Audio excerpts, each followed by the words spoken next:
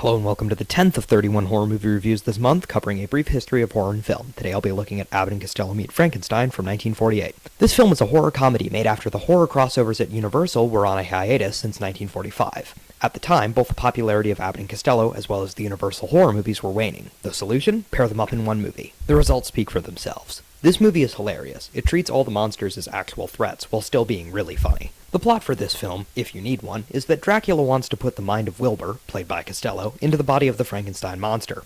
Meanwhile, you have the Wolfman hunting down Dracula across the planet, which is just so cool. Somehow, Dracula and the monster get put in crates meant to go to a house of horrors, which our main characters, Chick and Wilbur, have to deliver. While there, Dracula wakes up and flees with the monster, which is blamed on Chick and Wilbur. From there, the Wolfman shows up and informs them both about the monsters. Chick is skeptical, and remains that way until near the end of the film.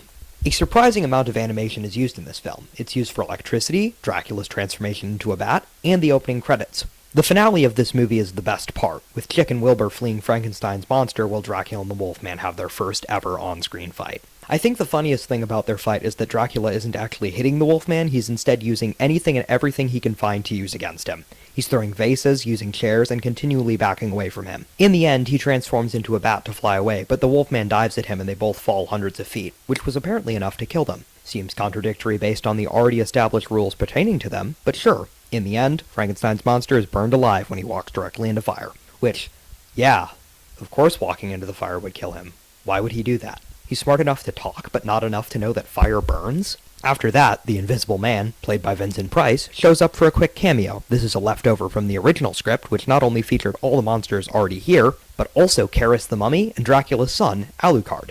And as much as I like this film and its sequels, I kind of wish that this version got made. I don't know, I just think it would be interesting to see. This movie was followed by 3 sequels, where they meet the Invisible Man, Dr. Jekyll and Mr. Hyde, and the Mummy. These are all hilarious in their own right, but this one is undoubtedly the best.